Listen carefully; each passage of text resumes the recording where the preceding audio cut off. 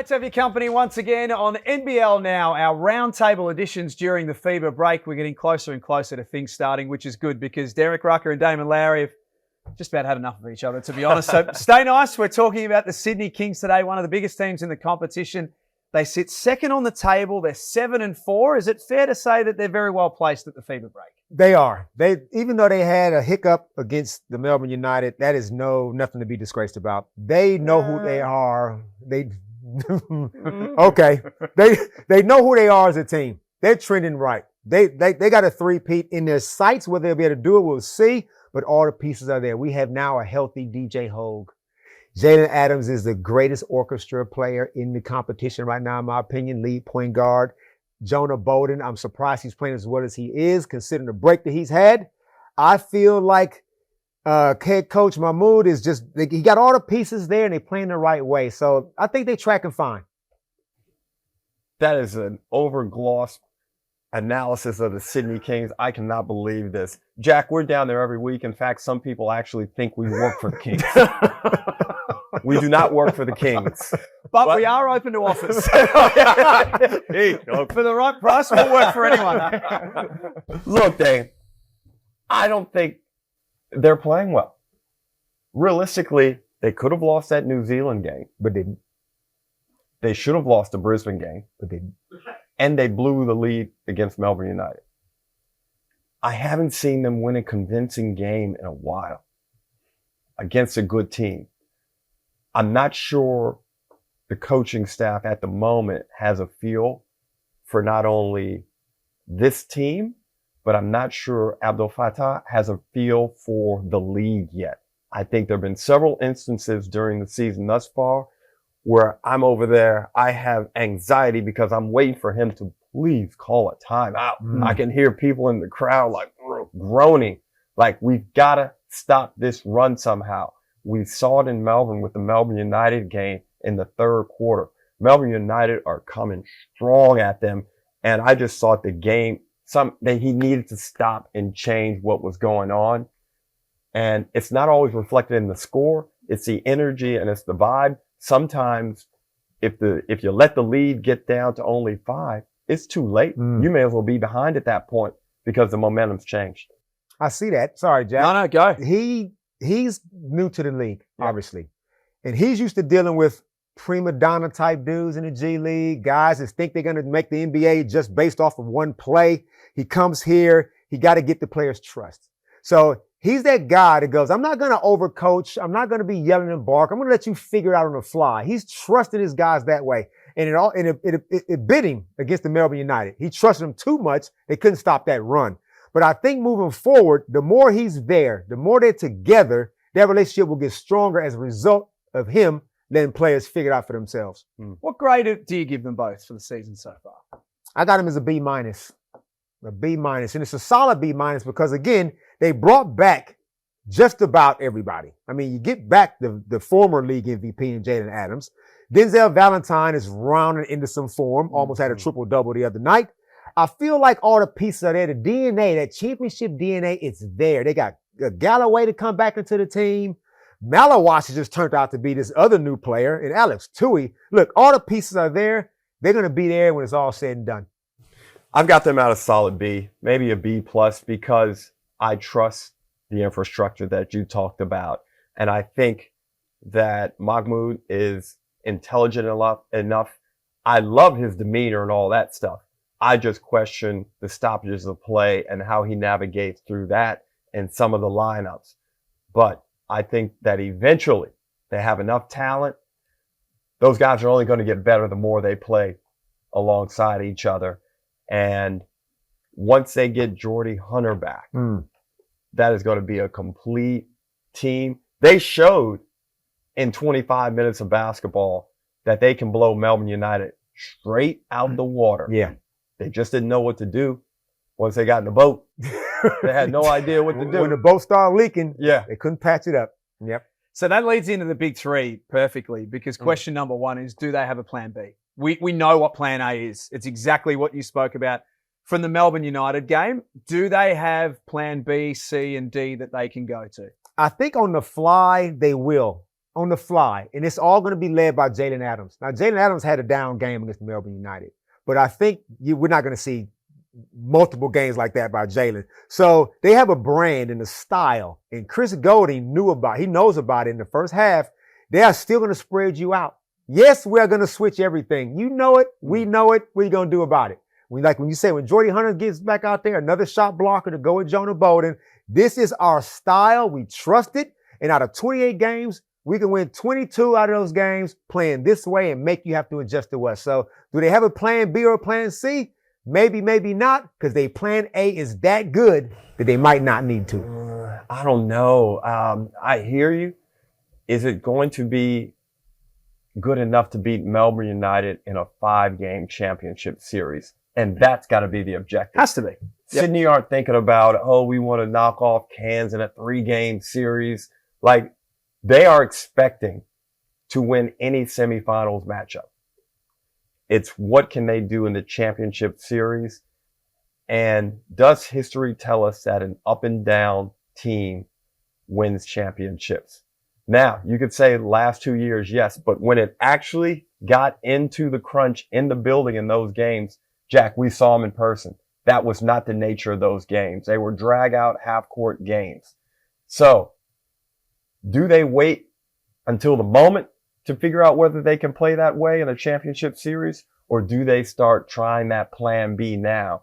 And I thought the game against Sydney was a great opportunity for them to try and play more of a half-court style when things got tight. They elected not to. They even doubled down on going faster, and it crushed them.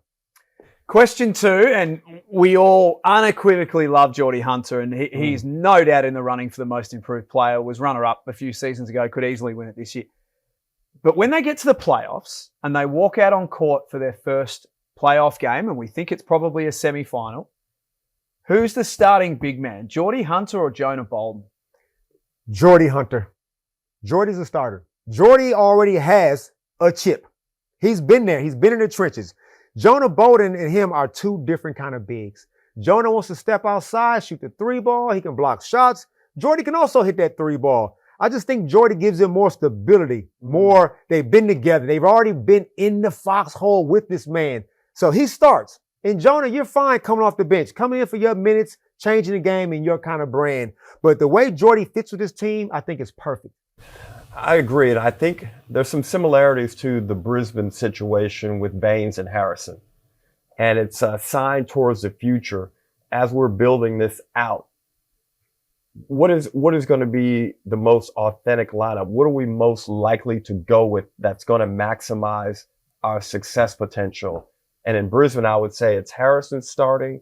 And in Sydney, I think I agree with you. I'm going with Hunter because realistically, look, Jonah Bolden still could get NBA looks. He's still young enough. He could get EuroLeague looks if he gets himself going as it looks like he is at 6'11", passing ability, shooting ability, good basketball brain.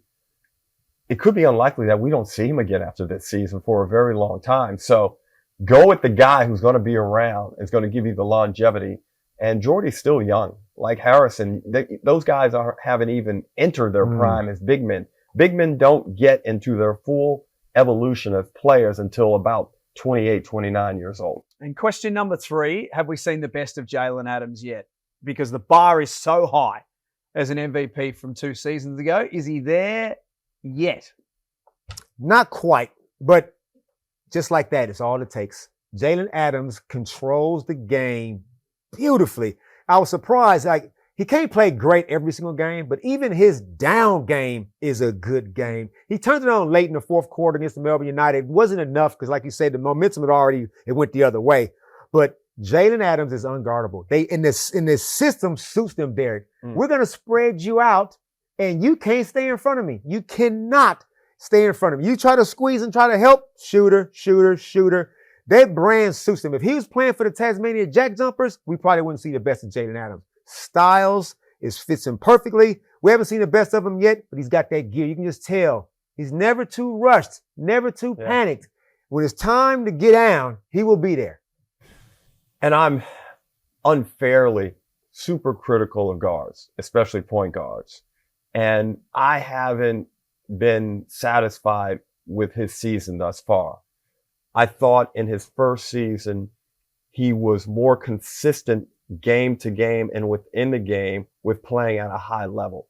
This year, it seems like he's darting in and then he's chilling and then he's darting in. He's picking, choosing his times a bit more, which I don't love. However, we know that he can change that.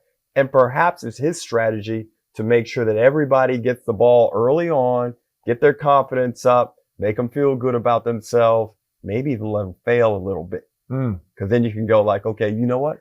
I tried it your way. We tried it your way. Yeah. Now we're in February. It's Jalen's way. Now we're going to go and get this done. Do you remember your MVP year, Yeah. the next year? So now you come out. Why are you bringing that up? You know damn well what happened that year. It didn't go to plan. Can you Can tell? we move on? No, I think we all want to hear this story. Yeah. That year after you get MVP, what's that like? It was tough. Didn't quite go to plan. Probably got distracted a little bit by some things off the floor. Life was good. Signed a new contract. I think I still averaged like 27 or 28, but it wasn't 33. And the team didn't go back to a grand final. In fact, I think we missed out on the playoffs. So it is hard coming back that second season. In human nature, we think it's going to be easy. If I just replicate what I did, I'll have the same success. But sometimes the brain doesn't remember what you actually really had to go through to get that success, and you fall off. Let's talk the plus and the minus. What's their biggest plus for the season so far, Damon? Panic does not live in their heart. They're not worried. They're not flustered. They've had champagne burning their retina 2 years in a row. They ain't tripping there. They're not worried. Okay, you go on a run. Yeah, we lost a road game, whatever. We know who we are. We have our identity. That team will not panic. You're going to have to beat them 3 times in the championship series if they get there.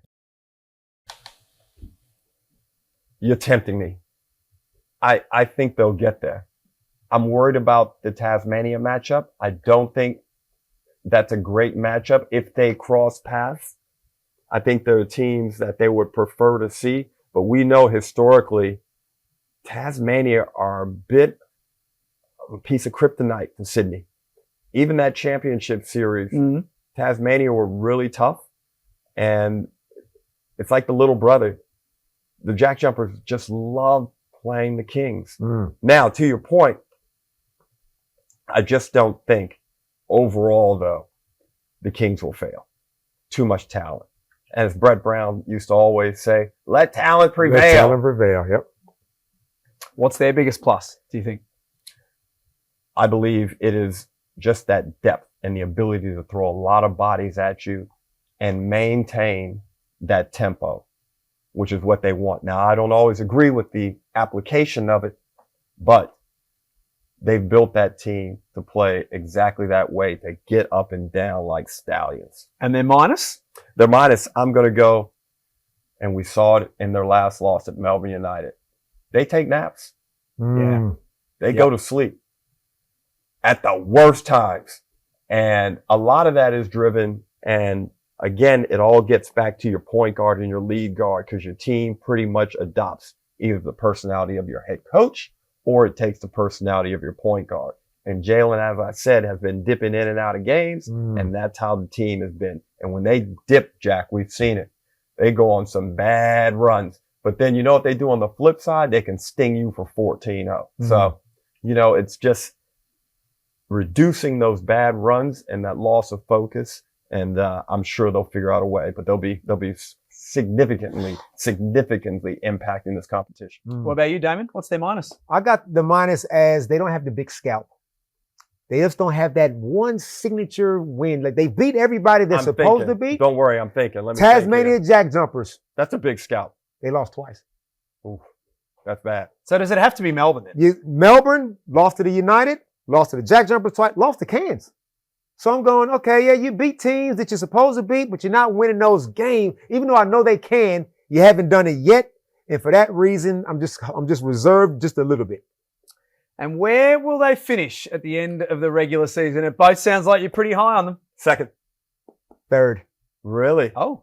third. Now I'm really confused. And I have them second, Jack. They are the most talented team in the competition. They're not the best team, and they're vulnerable to a couple of other teams. So that's how I see them sitting. The team we talk about next time we get together, is the team that I will have ahead of them. I got them coming third. Spoiler alert, that's the Tasmanian Jack Jumpers. That's who we're talking about next. March. We are done for today. Thanks for being with us on NBL Now. We'll catch you next time for our Roundtable Editions.